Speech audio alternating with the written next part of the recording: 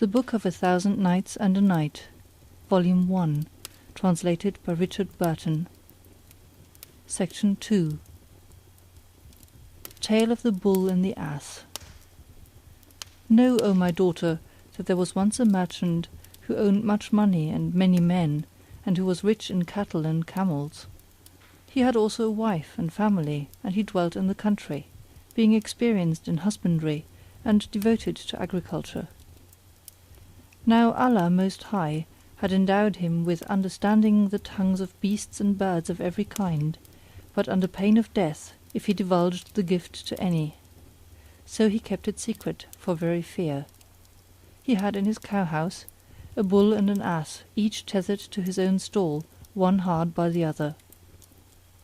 As the merchant was sitting near hand one day with his servants and his children playing about him, he heard the bull say to the ass, "Hail and health to thee, O father of walking! For that thou enjoyest rest and good ministering, all under thee is clean swept and fresh sprinkled, men wait upon thee and feed thee, and thy provaunt is sifted barley and thy drink pure spring water, while I, unhappy creature, am led forth in the middle of the night, when they set on my neck the plough and a something called yoke, and I tire at cleaving the earth from dawn of day till set of sun. I am forced to do more than I can, and to bear all manner of ill treatment from night to night, after which they take me back with my sides torn, my neck flayed, my legs aching, and mine eyelids sored with tears. Then they shut me up in the byre and throw me beans and crushed straw, mixed with dirt and chaff, and I lie in dung and filth, and foul stinks through the livelong night. But thou art ever in a place sweet and sprinkled and cleansed, and thou art always lying at ease, save when it happens, and seldom enough, that the master hath some business, when he mounts thee and rides thee to town, and returns with thee forthright. So it happens that I am toiling and distress, while thou takest thine ease and thy rest, thou sleepest while I am sleepless, I hunger still, while thou eatest thy fill, and I win contempt, while thou winnest good will." When the bull ceased speaking, the ass turned towards him and said, "O broader brow! O thou lost one! He lied not when he dubbed thee bull-head, for thou, O father of a bull, hast neither forethought nor contrivance. Thou art the simplest of simpletons, and thou knowest naught of good advisers. Hast thou not heard the saying of the wise? For others these hardships and labours I bear, and theirs is the pleasure and mine is the care, as the bleacher who blacketh his brow in the sun, to whiten the raiment which other men wear. But thou, O fool, art full of zeal, and thou toilest and moilest before the master, and thou tearest and wearest and slayest thyself for the comfort of another. Hast thou never heard the saw that says, 'None to guide and from the way go wide'? Thou wendest forth at the call to dawn prayer, and thou returnest not until sundown, and through the livelong day thou endurest all manner hardships, to wit, beating and belabouring and bad language. Now hearken to me, Sir Bull. When they tie thee to thy stinking manger, thou pawest the ground with thy forehand, and rushest out with thy hind hoofs, and pushest with thy horns, and bellowest aloud, so they deem thee contented. And when they throw thee thy fodder, thou fallest on it with greed, and hastenest to line thine fair fat paunch. But if thou accept my advice, it will be better for thee, and thou wilt lead an easier life even than mine. When thou goest afield, and they lay the thing called yoke on thy neck, lie down, and rise not again, though haply they swinge thee. And if thou rise, lie down a second time, and when they bring thee home and offer thee thy beans, fall backwards, and only sniff at thy meat, and withdraw thee and taste it not, and be satisfied with thy crushed straw and chaff, and on this wise feign thou art sick, and cease not doing thus for a day or 2 days, or even 3 days. So shalt thou have rest from toil and moil." When the bull heard these words, he knew the ass to be his friend, and thanked him, saying, "Right is thy rede." And they prayed that all blessings might requite him, and cried, "O Father Wakener, thou hast made up for my failings." Now the merchant, O my daughter, understood all that passed between them. Next day the driver took the bull, and settling the plough on his neck, made him work as wont. But the bull began to shirk his ploughing, according to the advice of the ass, and the ploughman drubbed him till he broke the yoke and made off.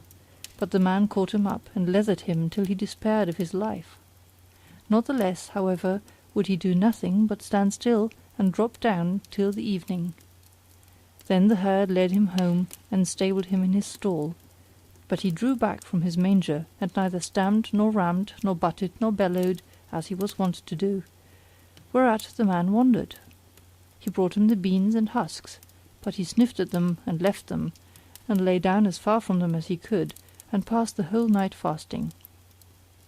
The peasant came next morning, and, seeing the manger full of beans, the crushed straw untasted, and the ox lying on his back in sorriest plight, with legs outstretched and swollen belly, he was concerned for him, and said to himself, "By Allah, he hath assuredly sickened, and this is the cause why he would not plough yesterday."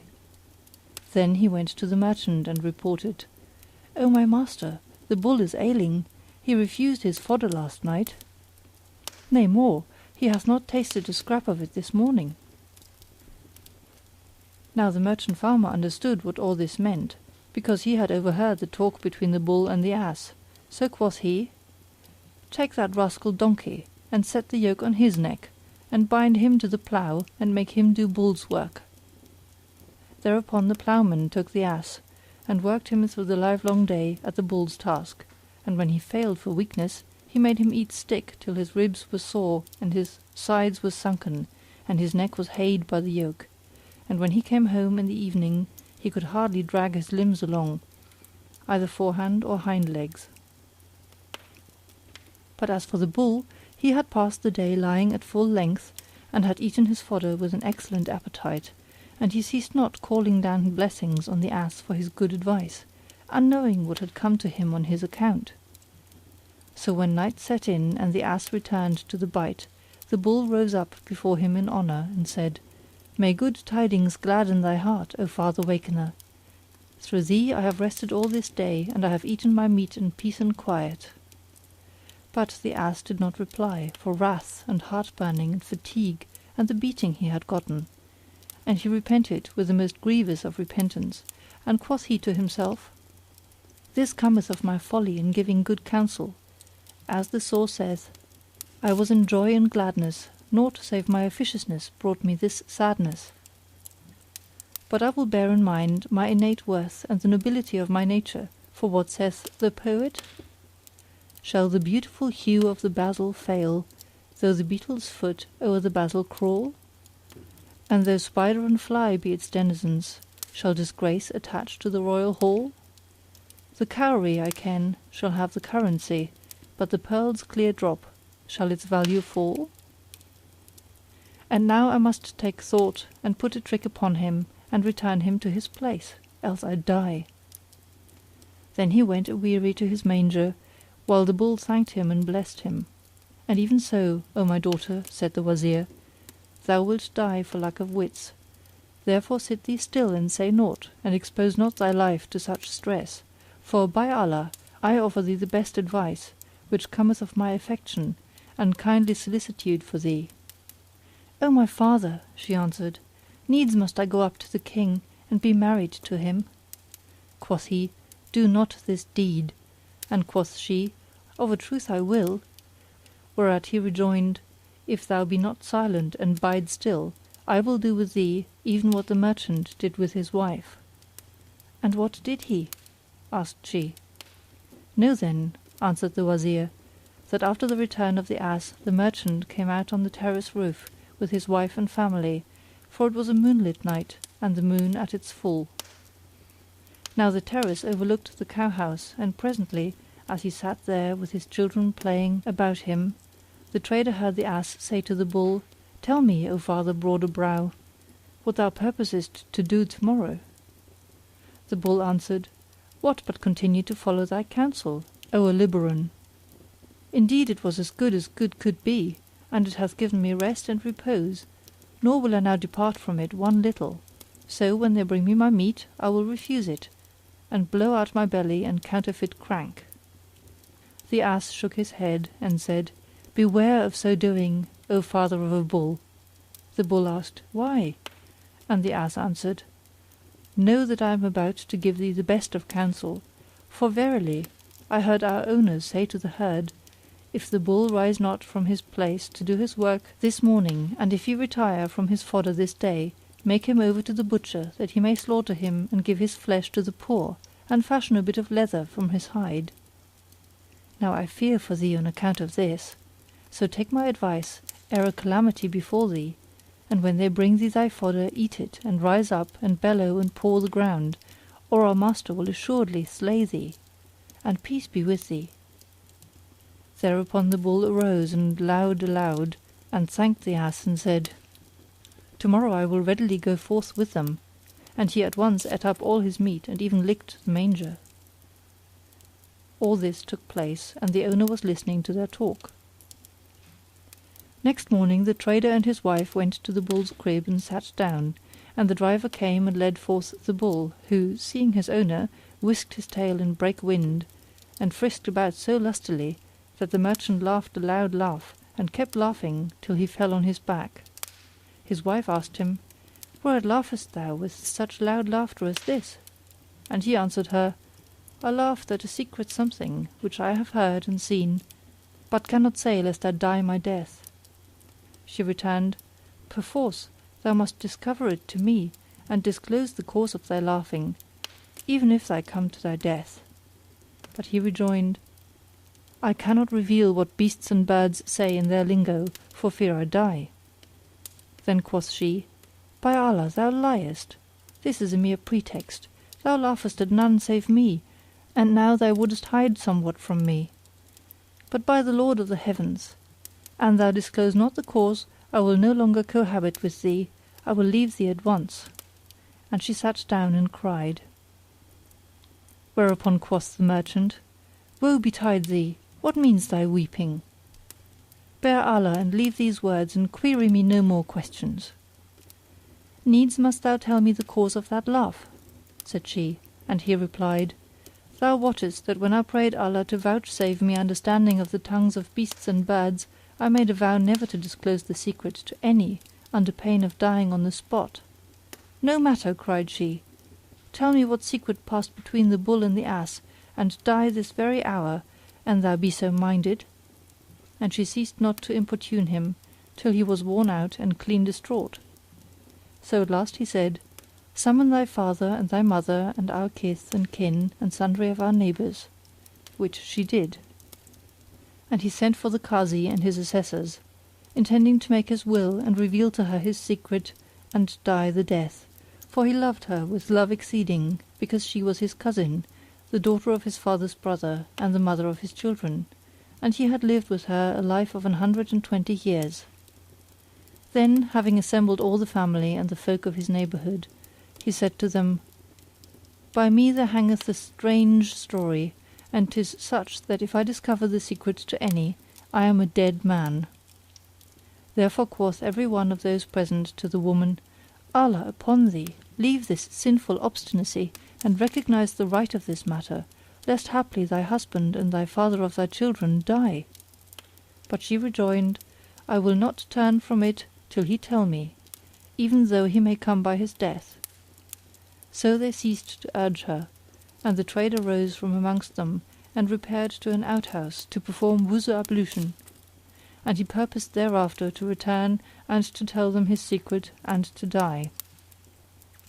Now, daughter Shahrazad, that merchant had in his outhouses some 50 hens under one cock, and whilst making ready to farewell his folk, he heard one of his many farm dogs thus address in his own tongue the cock, who was flapping his wings and crowing lustily, and jumping from one hen's back to another, and treading all in turn, saying, O Chanty clear, how mean is thy wit, and how shameless is thy conduct!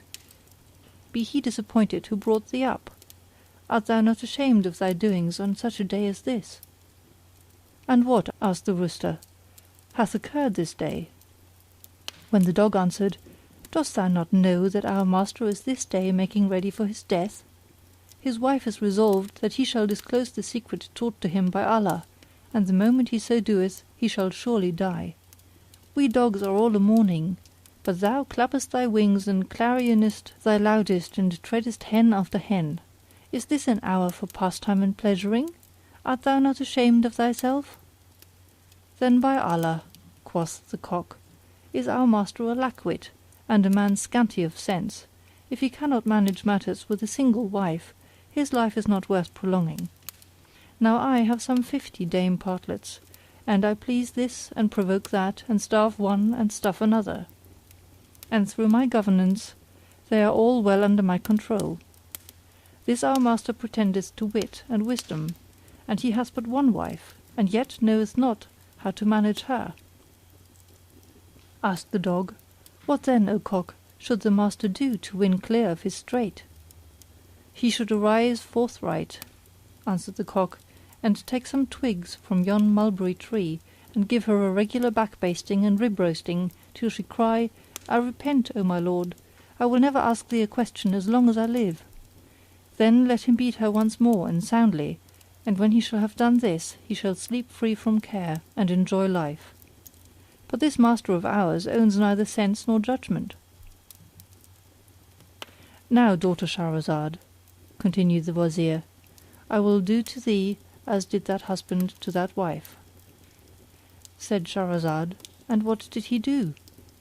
He replied, When the merchant heard the wise words spoken by his cock to his dog, he arose in haste and sought his wife's chamber after cutting for her some mulberry twigs and hiding them there, and then he called to her, Come into the closet, that I may tell thee the secret, while no one seeth me, and then die. She entered with him, and he locked the door and came down with her, with so sound a beating of back and shoulders, ribs, arms and legs, saying the while, Wilt thou ever be asking questions about what concerneth thee not? That she was well nigh senseless. Presently she cried out, I am of the repentant. By Allah, I will ask thee no more questions, and indeed I repent sincerely and wholesomely. Then she kissed his hand and feet, and he led her out of the room submissive as a wife should be.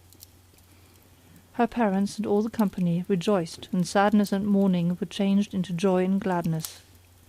Thus the merchant learned family discipline from his cock, and he and his wife lived together the happiest of lives until death.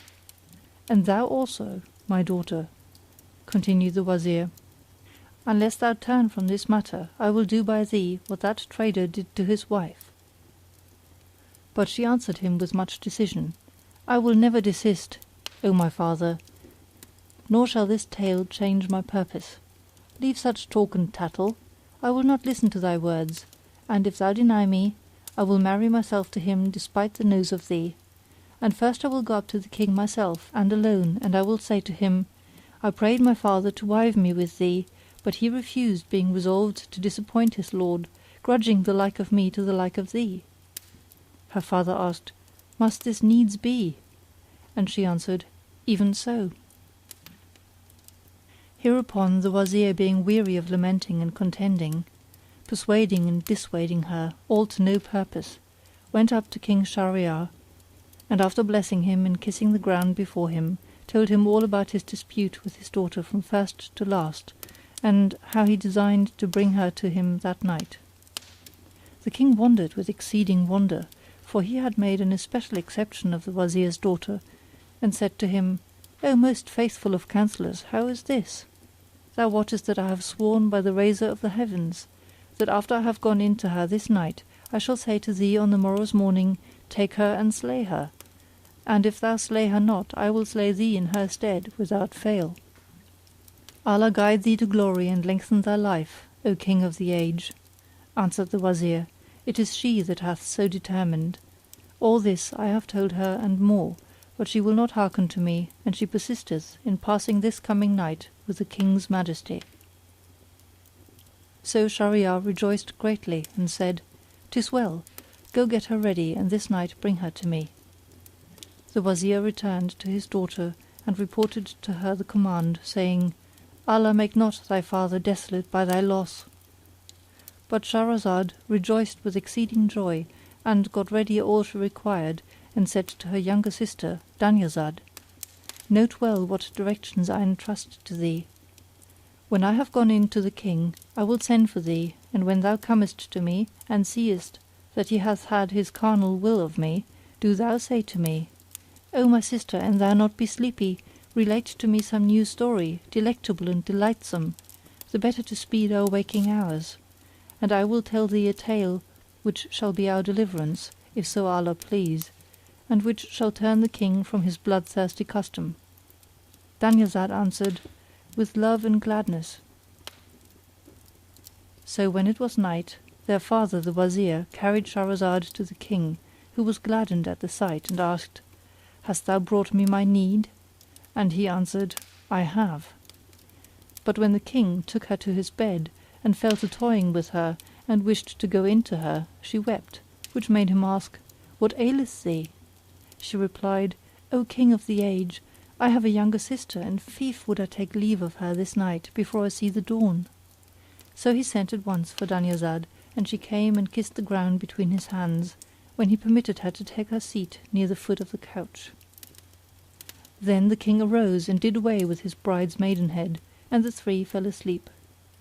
But when it was midnight Shahrazad awoke and signalled to her sister Dunyazad, who sat up and said, "Allah upon thee, O my sister, recite to us some new story, delightsome and delectable, wherewith to while away the waking hours of our latter night." "With joy and goodly gree," answered Shahrazad, "if this pious and auspicious King permit me." "Tell on," quoth the King, who chanced to be sleepless and restless, and therefore was pleased with the prospect of hearing her story. So Shahrazad rejoiced, and thus on the first night of the 1000 Nights and a Night she began with the tale of the trader and the Jinni. It is related, O auspicious King, that there was a merchant of the merchants who had much wealth and business in various cities. Now on a day he mounted horse and went forth to recover monies in certain towns, and the heat sore oppressed him. So he sat beneath a tree and, putting his hand into his saddle bags, took thence some broken bread and dried dates and began to break his fast. When he had ended eating the dates he threw away the stones with force, and lo! an Ifrit appeared, huge of stature and brandishing a drawn sword, wherewith he approached the merchant and said, "Stand up that I may slay thee, even as thou slewest my son." Asked the merchant, "How have I slain thy son?" And he answered, "When thou atest dates and threwest away the stones they struck my son full in the breast as he was walking by, so that he died forthwith." Quoth the merchant, "Verily from Allah we proceeded and unto Allah we are returning. There is no majesty and there is no might save in Allah the Glorious, the Great. If I slew thy son, I slew him by chance medley. I pray thee now pardon me." Rejoined the Jinni, "There is no help, but I must slay thee." Then he seized him and dragged him along and, casting him to the earth, raised the sword to strike him, whereupon the merchant wept and said, "I commit my case to Allah," and began repeating these couplets. Containeth time a twain of days, this of blessing, that of bane, and holdeth life a twain of halves, this of pleasure, that of pain. Cease not when blows the hurricane, sweeping stark and striking strong. None save the forest giant feels the suffering of the strain. How many trees earth nourisheth, of the dry and of the green, yet none of those which bear the fruits for cast of stone complain. Seest not how corpses rise and float on the surface of the tide, while pearls of price lie hidden in the deepest of the main. In heaven are unnumbered the many of the stars, yet ne'er a star but sun and moon by eclipse is o'erta'en. Well judgest thou the days that saw thy faring sound and well, and countedst not the pangs and pain whereof fate is never fain. The nights have kept thee safe and the safety brought thee pride, but bliss and blessings of the night are genderers of bane. When the merchant ceased repeating these verses, the Jinni said to him, "Cut thy words short, by Allah! Needs must I slay thee." But the merchant spake him thus: "Know, O thou Ifrit, that I have debts due to me and much wealth and children and a wife and many pledges in hand, so permit me to go home and discharge to every claimant his claim, and I will come back to thee at the head of the new year. Allah be my testimony and surety that I will return to thee, and then thou mayest do with me as thou wilt, and Allah is witness to what I say." The Jinni took sure promise of him and let him go. So he returned to his own city and transacted his business and rendered to all men their dues, and after informing his wife and children of what had betided him, he appointed a guardian and dwelt with them for a full year. Then he arose and made the wuzu ablution to purify himself before death, and took his shroud under his arm and bade farewell to his people, his neighbours and all his kith and kin, and went forth despite his own nose. Then they began weeping and wailing and beating their breasts over him, but he travelled until he arrived at the same garden, and the day of his arrival was the head of the new year. As he sat weeping over what had befallen him, behold, a Shaykh, a very ancient man, drew near leading a chained gazelle, and he saluted the merchant and wishing him long life said, "What is the cause of thy sitting in this place, and thou alone, and this be a resort of evil spirits?" The merchant related to him what had come to pass with the Ifrit, and the old man, the owner of the gazelle, wondered and said, "By Allah, O brother, thy faith is none other than exceeding faith, and thy story right strange. Were it graven with gravers on the eye corners, it were a warner to whoso would be warned." Then seating himself near the merchant, he said, "By Allah, O my brother, I will not leave thee until I see what may come to pass with thee and this Ifrit." And presently as he sat and the two were at talk, the merchant began to feel fear and terror and exceeding grief and sorrow beyond relief and ever growing care and extreme despair. And the owner of the gazelle was hard by his side, when behold, a second Shaykh approached them, and with him were two dogs, both of greyhound breed and both black. The second old man, after saluting them with the salam, also asked them of their tidings and said, "What causeth you to sit in this place, a dwelling of the Jann?" So they told him the tale from beginning to end, and their stay there had not lasted long before there came up a third Shaykh, and with him a she mule of bright bay coat, and he saluted them and asked them why they were seated in that place. So they told him the story from first to last, and of no avail, O my master, is a twice told tale. There he sat down with them, and lo! a dust cloud advanced, and a mighty send devil appeared amidmost of the waste. Presently the cloud opened, and behold, within it was that Jinni, hending in hand a drawn sword, while his eyes were shooting fire sparks of rage. He came up to them and, hailing away the merchant from among them, cried to them, "Arise that I may slay thee, as thou slewest my son, the life stuff of my liver." The merchant wailed and wept, and the three old men began sighing and crying and weeping and wailing with their companion. Presently the first old man, the owner of the gazelle, came out from among them and kissed the hand of the Ifrit and said, "O Jinni, thou crown of the kings of the Jann, were I to tell thee the story of me and this gazelle, and thou shouldst consider it wondrous, wouldst thou give me a third part of this merchant's blood?" Then quoth the Jinni, "Even so, O Shaykh, if thou tell me this tale and I hold it a marvellous, then I will give thee a third of his blood." Thereupon the old man began to tell the first Shaykh's story. "Know, O Jinni, that this gazelle is the daughter of my paternal uncle, my own flesh and blood, and I married her when she was a young maid, and I lived with her well nigh 30 years, yet was I not blessed with issue by her.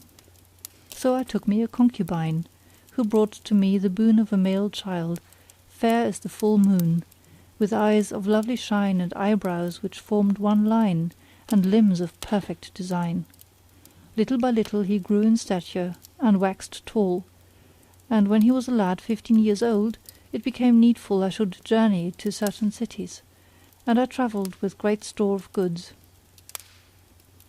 But the daughter of my uncle, this gazelle, had learned gramarye and egromancy and clerkly craft from her childhood, so she bewitched that son of mine to a calf, and my handmaid, his mother, to a heifer, and made them over to the herdsman's care. Now when I returned after a long time from my journey, and asked for my son and his mother, she answered me, saying, Thy slave girl is dead, and thy son hath fled, and I know not whither he is sped. So I remained for a whole year with grieving heart and streaming eyes, until the time came for the great festival of Allah. Then sent I to my herdsman, bidding him choose for me a fat heifer, and he brought me one which was the damsel, my handmaid, whom this gazelle had ensorcelled. I tucked up my sleeves and skirt, and taking a knife, proceeded to cut her throat, but she lowed aloud and wept bitter tears. Thereat I marvelled, and pity seized me, and I held my hand, saying to the herd, Bring me other than this. Then cried my cousin, Slay her, for I have not a fatter nor a fairer. Once more I went forward to sacrifice her, but she again lowed aloud, upon which in ruth I refrained, and commanded the herdsman to slay her and flay her. He killed her and skinned her, but found in her neither fat nor flesh, only hide and bone, and I repented when penitence availed me naught. I gave her to the herdsman and said to him, Fetch me a fat calf. So he brought my son ensorcelled. When the calf saw me, he broke his tether and ran to me, and fawned upon me and wailed and shed tears, so that I took pity on him and said to the herdsman, Bring me a heifer, and let this calf go. Thereupon my cousin, this gazelle, called aloud at me, saying, Needs must thou kill this calf. This is a holy day and a blessed, whereon naught is slain save what be perfect pure, and we have not amongst our calves any fatter or fairer than this. Quoth I, Look thou upon the condition of the heifer which I slaughtered at thy bidding, and how we turn from her in disappointment, and she profited us on no wise. And I repent with an exceeding repentance of having killed her, so this time I will not obey thy bidding for the sacrifice of this calf. Quoth she, By Allah the Most Great, the Compassionating, the Compassionate, there is no help for it. Thou must kill him on this holy day, and if thou kill him not, to me thou art no man, and I to thee am no wife. Now when I heard those hard words, not knowing her object, I went up to the calf, knife in hand. And Shahrazad perceived the dawn of day, and ceased to say her permitted say. Then quoth her sister to her, How fair is thy tale, and how grateful, and how sweet and how tasteful. And Shahrazad answered her, What is this to that I could tell thee on the coming night, were I to live and the king would spare me? Then said the king to himself, By Allah, I will not slay her until I shall have heard the rest of her tale. So they slept the rest of that night in mutual embrace till day fully brake. Then the king went forth to his audience hall, and the wazir went up with his daughter's shroud under his arm. The king issued his orders and promoted this and deposed that until the end of the day, and he told the wazir no whit of what had happened. But the minister wondered thereat with exceeding wonder, and when the court broke up, King Shahryar entered his palace. When it was the second night, said Dunyazad to her sister Shahrazad, O my sister, finish for us that story of the merchant and the Jinni. And she answered, With joy and goodly gree, if the king permit me. Then quoth the king, Tell thy tale. And Shahrazad began in these words. It hath reached me, O auspicious king and heaven-directed ruler, that when the merchant purposed the sacrifice of the calf, but saw it weeping, his heart relented, and he said to the herdsman, keep the calf among my cattle." All this the old sheikh told the Jinni, who marvelled much at these strange words. Then the owner of the gazelle continued, "O lord of the kings of the Jann, this much took place, and my uncle's daughter, this gazelle, looked on and saw it, and said, 'Butcher me this calf, for surely it is a fat one.' But I bade the herdsman take it away, and he took it, and turned his face homewards. On the next day, as I was sitting in my own house, lo, the herdsman came, and standing before me said, 'O my master, I will tell thee a thing which shall gladden thy soul, and shall gain me the gift of good tidings.' I answered, 'Even so.'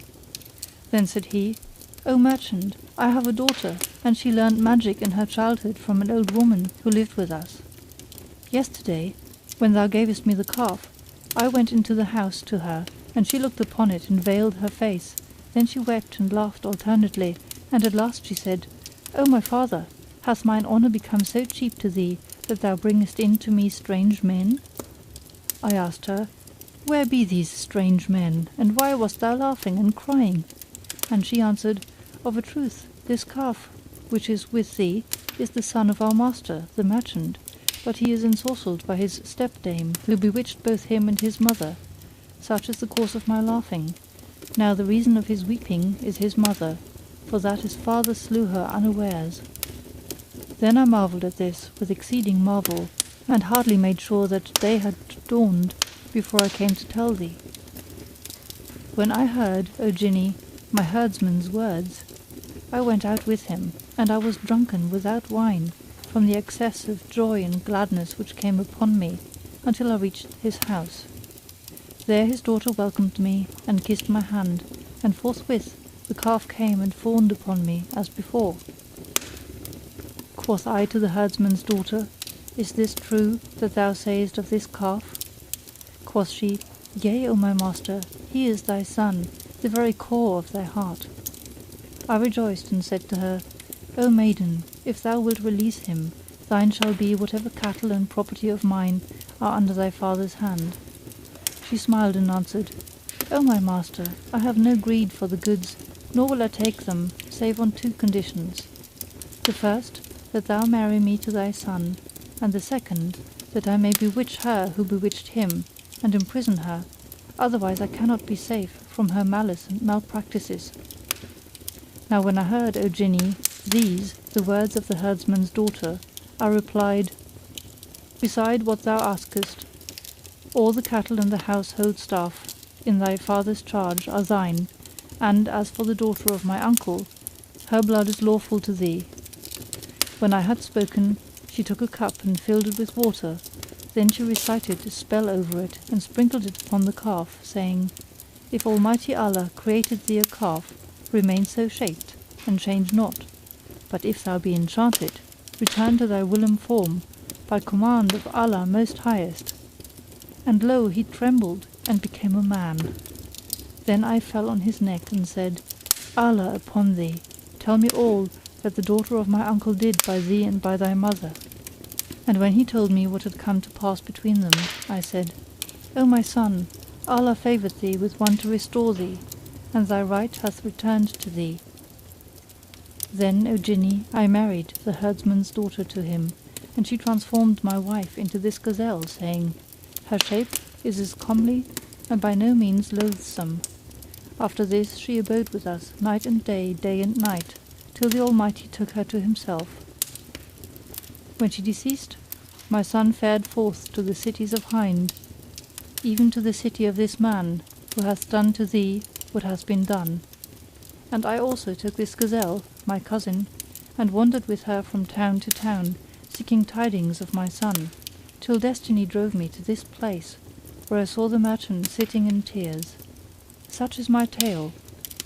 Quoth the Jinni, This story is indeed strange, and therefore I grant thee the third part of his blood.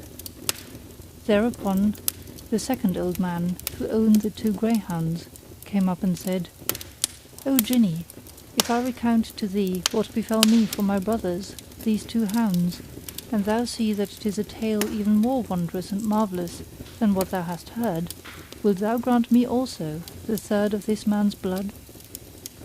Replied the Jinni, "Thou hast my word for it, if thine adventures be more marvellous and wondrous." Thereupon he thus began the second Shaykh's story.